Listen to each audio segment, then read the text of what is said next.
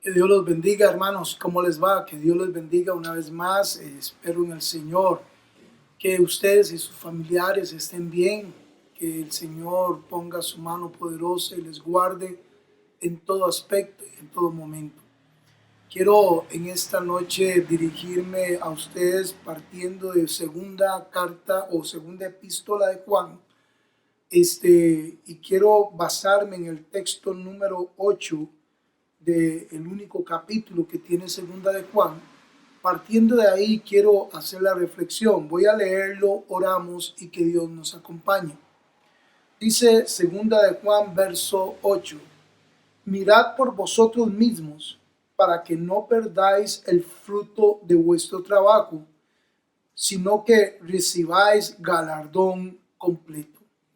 Padre, yo te pido que en esta noche tú nos ayudes a todos, a mi persona y a los hermanos que van a escuchar también este mensaje, para que ellos, Señor, tengan cada día fortaleza espiritual, que tú los guardes, los cuide, los proteja, Señor, que el ángel tuyo acampe alrededor de ellos y de sus familiares, que se cumpla en ellos lo que tu bendita palabra enseña ahí en el libro de Hebreos capítulo 1, que tú has enviado un ministerio angelical para socorrer, para ayudar a los que han de recibir la salvación, y que ellos, Señor, sean socorridos por tu mano poderosa, Señor. Permite que la palabra que vamos a platicar hoy, Señor, sea de edificación para cada uno, en el nombre de Jesús. Amén y amén. Partiendo del texto, quiero hacer una pequeña introducción con respecto a segunda de Juan, porque segunda de Juan es una carta corta, pequeña, muy personal parece ser, pero que nos dejó o nos quedó registrada para que nosotros de alguna manera entendamos y aprendamos de lo que el Espíritu quiere hablarnos a través de ella. Esta carta parece ser que la escribió Juan ahí mismo en Éfeso cuando escribió su primera carta, también escribió la segunda y la tercera, y también fue dirigida, ahí es donde viene un poquito lo que es lo enigmático de la carta.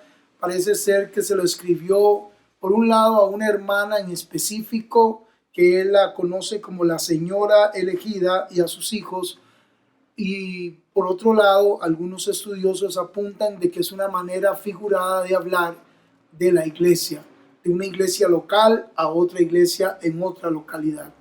Cualquiera que sea la razón del destinatario, nos ha llegado a nosotros como palabra de Dios, y es nuestra responsabilidad sacar el principio doctrinal que el Señor nos dejó a través de esta hermosa epístola. Partiendo del verso 8, parece ser que el verso 8 nos da el tema central de la pequeña epístola, y es que el propósito era que la iglesia no perdiera el fruto de todo lo que habían trabajado, de todo lo que ellos se habían esforzado. El apóstol Juan les escribe porque él tiene un temor fuerte en su corazón de que ellos vayan a perder su esfuerzo, su trabajo, y es que la, el contexto nos habla de que se habían metido o había comenzado a desarrollarse una cantidad de falsos maestros que comenzaron a distorsionar la doctrina de tal manera que comenzaron a cambiar el curso del corazón de la iglesia. Y Juan está preocupado porque eso llegue a crecer en la iglesia, y el trabajo tanto de lo que ellos habían hecho como lo que la gente misma había logrado en el Señor se fuera destruido. Quiero que usted piense en esto. ¿Alguna vez usted ha hecho con gran esfuerzo un trabajo, y ese trabajo que usted ha hecho con gran esfuerzo en algún momento, tal vez usted tuvo que hacer algo, se fue para otro lugar o lo dejó ahí, pero ya casi el trabajo avanzado, y cuando usted regresó vio su trabajo casi destruido o vio que alguien vino y lo pisoteó, lo dañó? Digo esto porque ese era el sentir que estaba en el corazón de Juan. Juan estaba abrumado porque había gente que estaba metiéndose dentro de la iglesia y estaba arruinando el trabajo tanto de lo que los apóstoles habían hecho como lo que ellos mismos estaban haciendo, y estaba pisoteando la obra de Dios en la vida de ellos. Ahora, ese es el propósito. Ahora bien, yo quiero que usted se ubique en el verso 1 en adelante conmigo, porque lo que es importante en este caso es que estos hermanos, dice el anciano a la señora elegida y a sus hijos, a quienes yo amo en la verdad. Y no solo yo, sino también todos los que han conocido la verdad a causa de la verdad que permanece en vosotros y estará para siempre con vosotros. Sea con vosotros gracia, misericordia y paz de Dios Padre y del Señor Jesucristo, Hijo del Padre, en verdad y en amor. Y el verso 4 es donde quiero que nos ubiquemos. Mucho me regocijé, dice, porque he hallado a alguno de tus hijos andando en la verdad, conforme al mandamiento que recibiste del Padre. Ahora bien, a la iglesia que se le está alcanzando esta carta, a los destinatarios primarios y también a nosotros, se nos hace ver que Juan está motivando y está motivado porque muchos hermanos andaban en la verdad. Y ese andar en la verdad se había evidenciado según el contexto que leímos, en que muchos de ellos amaban a los que andaban en la verdad. Y no solo eso, sino que permanecían en unión y en comunión con los que andaban en la verdad. Y no solo eso, sino que también ellos, estaba claro, según Juan, de que ellos estaban ahí abrazando la doctrina del Señor. Ahora Juan alaba esa conducta de los hermanos, pero por otro lado está preocupado de que de alguna manera hay evidencias que le hacen ver de que hay riesgo, hay peligro de que algo o alguien se filtre y arruine la obra que Dios había empezado en ellos. Pablo dice en Filipenses que el que empezó en nosotros la buena obra, él mismo la perfeccionará. Y por supuesto que ese es el deseo de Dios y Dios está comprometido con su obra. Pero también es importante que nosotros seamos copartícipes de ese trabajo, porque Dios hace su obra bajo los fundamentos de su espíritu y de la palabra. Dios no va a trabajar bajo otros parámetros. Dios trabaja bajo los parámetros que siempre lo ha hecho, el espíritu y la palabra de Dios.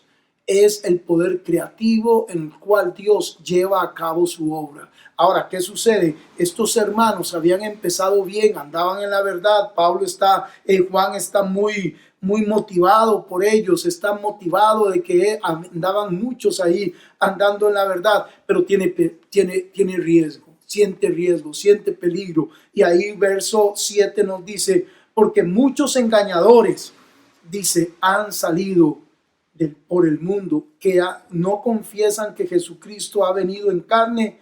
Quien esto hace es engañador y es el anticristo. Y aquí es donde Juan comienza entonces a referirse al peligro que hay de personas que dolorosa y tristemente traen falsa doctrina o doctrina de demonios o traen doctrinas que confunden y perturban la fe de la gente.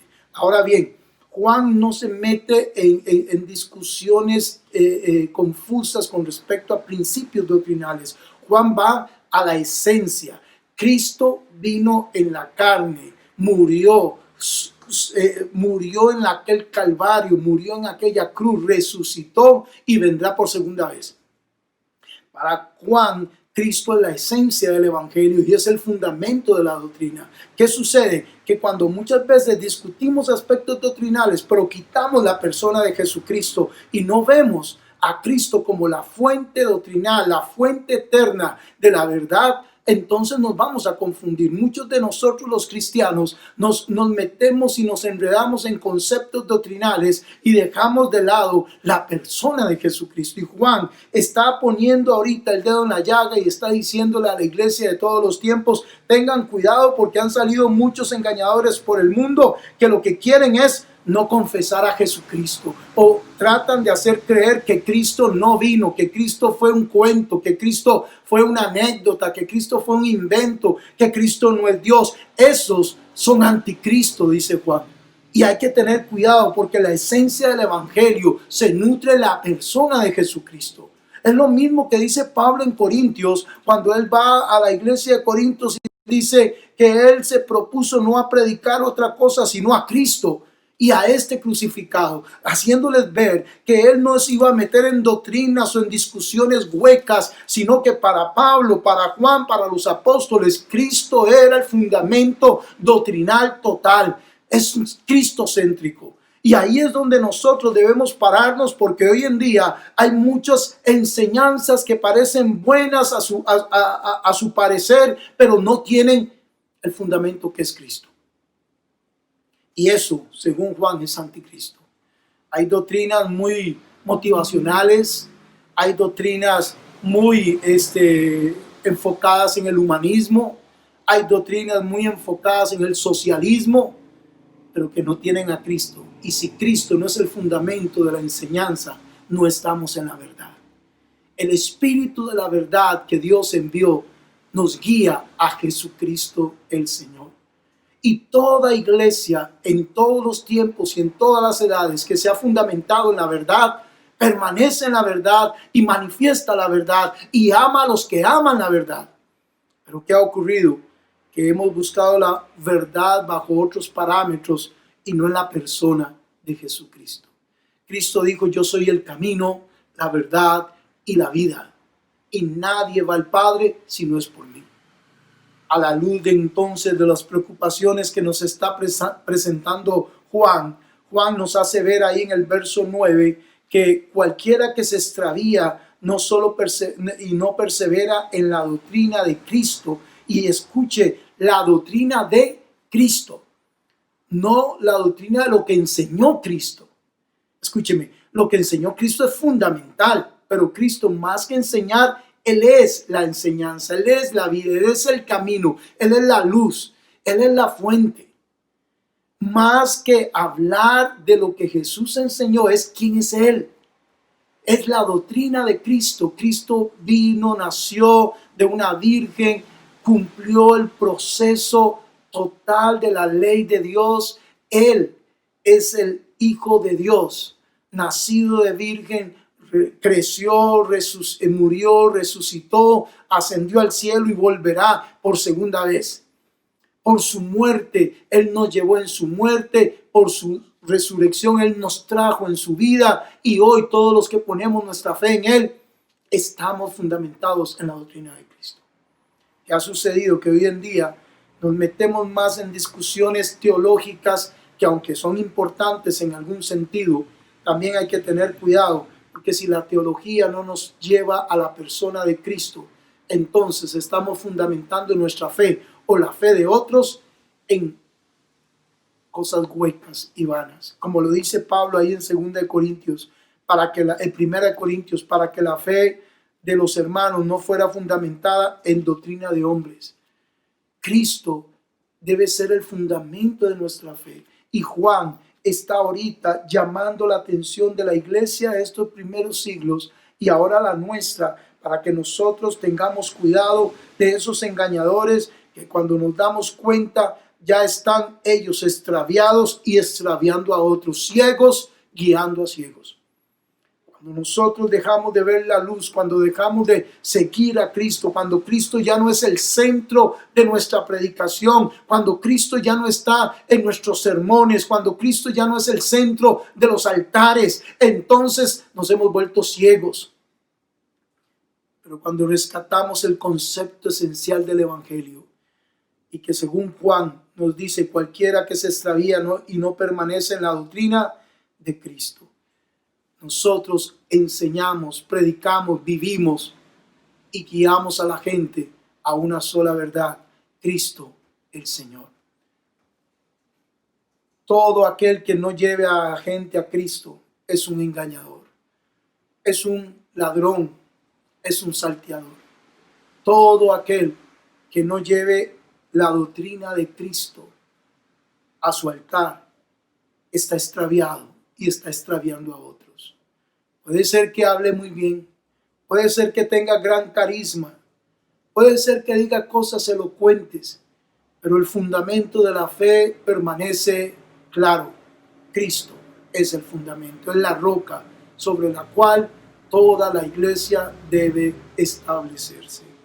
Esos engañadores, Lo más triste era que entraban a sus casas, dice ahí en el verso 10, donde dice Pablo, si alguno viene a vosotros y no trae esta doctrina, no lo recibáis en casa.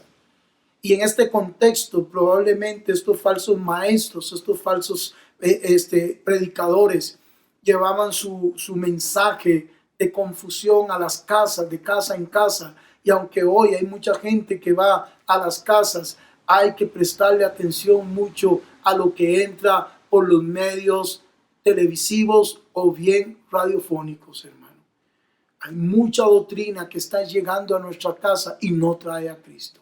Hay mucha doctrina que está llegando a los hogares y muchos le dan la bienvenida sin darse cuenta que están arruinando su propia fe y la obra que Dios empezó en ellos se está estancando, porque el problema de la falsa doctrina tiene que ver con que nos desliga de Cristo inmediatamente. Jesús claramente dijo en San Juan 15, si ustedes permanecen en mí y mi palabra permanece en vosotros, entonces darán mucho fruto. Ese fruto permanece cuando permanecemos en Cristo, en su palabra. Él es la palabra encarnada. ¿Qué está ocurriendo? Que hoy en día hay mucha gente que está desligada de Cristo. Ya no dan fruto, ya no evidencian fruto, ya no hay fruto en sus vidas, porque hace tiempo se desligaron y se desligaron de Cristo, no porque salieron de la iglesia, sino porque se alejaron del bendito evangelio que es Cristo el Señor.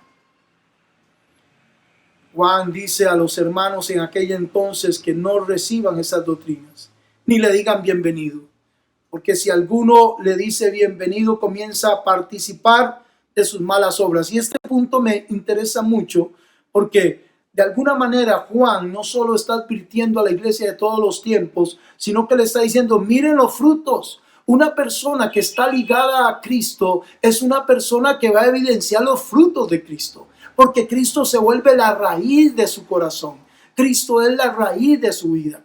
Por sus frutos, decía el Señor, los conoceréis. Si una persona viene a predicar, sea quien sea, aún Pablo mismo dijo, sea yo, sea un ángel, yo mismo, si yo mismo predico y lo que predico no va acompañado de un estilo de vida en donde las obras evidencian la raíz que hay en mi corazón, Pablo dice, no recibas eso. ¿Por qué? Porque esa persona lo va a llevar a participar de malas obras. ¿Qué sucede? Que hoy en día hay muchas personas que usan la palabra para ganancia deshonesta, confunden a la gente, extravían a la gente. Cantidad de predicadores se están llevando la mujer de otra persona, mujeres que se están metiendo en las casas de hombres que quieren salir adelante y que se llaman a sí mismos predicadores y predicadoras. Vea las malas obras, dice Juan. Toda persona que recibe esas falsas enseñanzas va a generar una mala obra en su vida, porque lo que transforma el corazón de la gente es el evangelio de Cristo el Señor. Porque cuando Cristo viene a nuestras vidas por la palabra, esa palabra transforma el corazón. La vida de Cristo viene a morar en nosotros y su vida comienza a crecer y a manifestarse en una luz hermosa, en donde entonces el nombre de Cristo y el Padre Santo es glorificado. Es esa la razón por la cual Juan nos dice qué hacer. ¿Qué debemos hacer? No descuidarnos, hermanos. No descuidar la verdad. Usted no puede dejar de estudiar la palabra. Usted no puede dejar de leer la palabra. Y agarre primero el Nuevo Testamento y luego de que estudió el Nuevo Testamento, vaya al Antiguo Testamento y estúdielo a la luz de la persona de Jesucristo. Porque Cristo es la llave del Antiguo Testamento. Él lo enseñó claramente. Unos días atrás estuve recibiendo un curso por Zoom y me gustó mucho cuando el pastor decía que el candado del Antiguo Testamento es Cristo. Y me gustó mucho porque definitivamente Jesús le dijo a los fariseos y a la audiencia cuando él estaba predicando, escudriñad las escrituras porque a vosotros les parece que en ella está la salvación y ella da testimonio de mí. Cristo es la llave para entender el Antiguo Testamento. Todo el Antiguo Testamento está saturado de Cristo. Entonces, si nosotros vamos a estudiar la Escritura y olvidamos la esencia de la doctrina que es Cristo el Señor, entonces nos vamos a ver en discusiones necias y en genealogías largas sin contenido, sin fundamento, que no transforman a nadie. El fundamento de la palabra es esta, en donde cuando Cristo viene a nosotros, Él viene a traer su vida en nosotros y comienza a haber un cambio radical. Comienza a haber un nuevo nacimiento y un deseo genuino por el Espíritu Santo de agradar a Dios, porque la vida de Cristo viene a morar en nosotros. Que nos dice Juan, préstenle atención cuando ya la verdad no está siendo transmitida como debe ser. Y hay algo que usted y yo debemos cuidarnos mucho, hermanos. Nosotros tenemos una sola palabra, la palabra de Cristo, la que nos dejó por los testigos oculares. Esta bendita Biblia, esta bendita palabra es la que debemos luchar, contender arduamente, defenderla, protegerla, porque ella es la luz que nos dejó el Señor a través de sus testigos oculares. ¿Qué ocurre? Que hoy en día, hace poco salió una noticia que el Papa iba a hacer otra Biblia. Años atrás me di cuenta de que andaba un grupo de disque profetas diciendo que ahora había que fundamentar la iglesia en la profecía actual, de los profetas actuales y no del Antiguo Testamento. Eso es basura. La profecía ya está dada, la palabra ya está dada, el canon ya está cerrado y nosotros somos llamados a prestarle atención a la palabra profética más segura, la cual hacemos bien a estar atentos, porque es ella la que nos va a iluminar a través del Espíritu Santo. Hermano querido, es tiempo de desempolvar la Biblia, es tiempo de meterse a leer, a orar, a escudriñar las Escrituras, porque estamos en tiempos en donde debemos volver a la verdad como el fundamento de nuestras vidas. ¿Qué sucede? Que cuando una persona deja de estudiar la Biblia, deja de leer la Biblia, deja de oír el testimonio de los testigos oculares que es el Evangelio, entonces comienza a ser extraviado en su fe. Y lo peor es que si se extravía en su fe, cuando se da cuenta, ya está desligado de Cristo. Su palabra nos une a Él. De hecho, Él mismo dijo en San Juan 14, si ustedes me aman, mi palabra guardarán, y mi Padre y yo vendremos y haremos morada en Él. Si alguno no me ama, mi palabra no va a guardar. La palabra, el Evangelio nos une por el Espíritu Santo a Cristo el Señor y no nos deja extraviarnos. Pero ¿por qué la iglesia anda muy extraviada hoy en día? Porque tristemente le damos más valor a libros, a doctrinas de demonios, a opiniones personales, a gente que muchas veces comenta esto y comenta lo, y yo no estoy en contra de eso, siempre y cuando el fundamento usted no lo deje. El fundamento ya está escrito y debemos estar parados en él. Pablo ahí en Corintios capítulo 3 verso 10 dice que él como perito arquitecto había puesto el fundamento del cual nadie puede poner otro fundamento que el que está puesto, el cual es Cristo. Y de ahí en adelante cada uno edifique o sobreedifique como quiere, pero en este caso el fundamento es el mismo. Cristo es el fundamento. Y donde usted se encuentre o a la iglesia que usted vaya, si Cristo no es el fundamento, salga en carrera de ahí, hermano. Salga en carrera de ahí. Porque si no te están llevando a Cristo, a la doctrina de Cristo, donde Cristo no es el fundamento de tu vida, no estás haciendo nada. Vas a tener una pérdida terrible, no vas a tener un galardón completo. Más bien vas a tener pérdidas considerables. Pero si tu fe está fundamentada en Cristo y tu fe está fundamentada en el testimonio de los testigos oculares, le aseguro que cuando Cristo venga, usted tendrá recompensa completa y Él te dirá, ven buen siervo, ven buena sierva, en lo poco has sido fiel, en lo mucho te pondré. Así que, ¿qué hacer con toda esta situación? Debemos aprender a discernir y tener cuidado de recibir lo que estamos oyendo, hermanos. Usted tiene que aprender a analizar, a pensar, a cuestionar, a juzgar lo que se está dando. Usted es llamado a juzgar los espíritus también. Usted es llamado a juzgar aún los que predican en un sentido no de condenación, escúcheme, sino de análisis.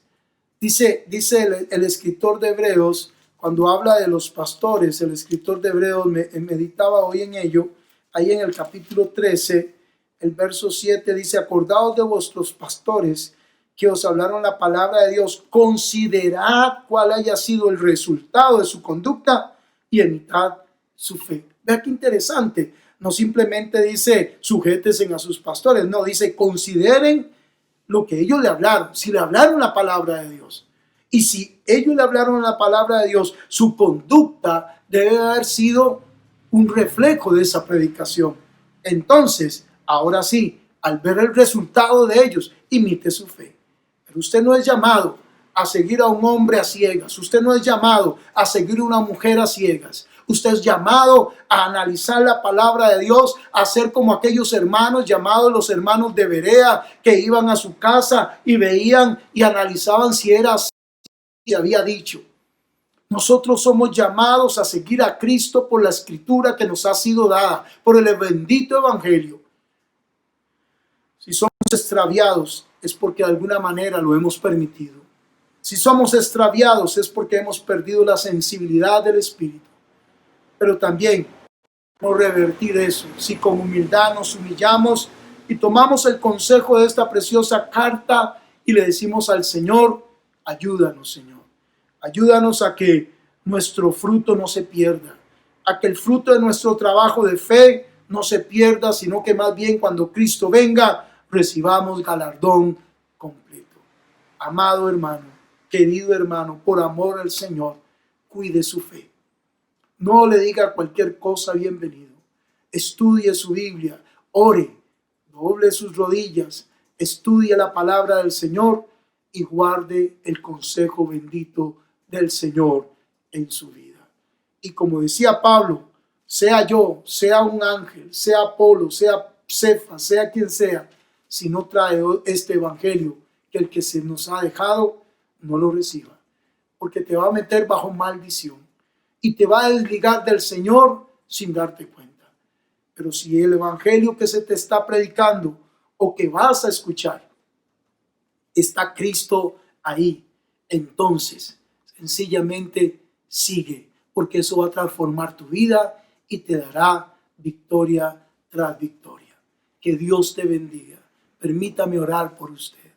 Padre, en el nombre de Jesús, a la luz de tu bendito evangelio, primero que todo yo oro por tu pueblo que va a escuchar este pequeño sermón, y oro, Dios, para que tú les des discernimiento, les des entendimiento, para que ellos puedan estar fundamentados en la verdad y ser hallados en la verdad, Señor.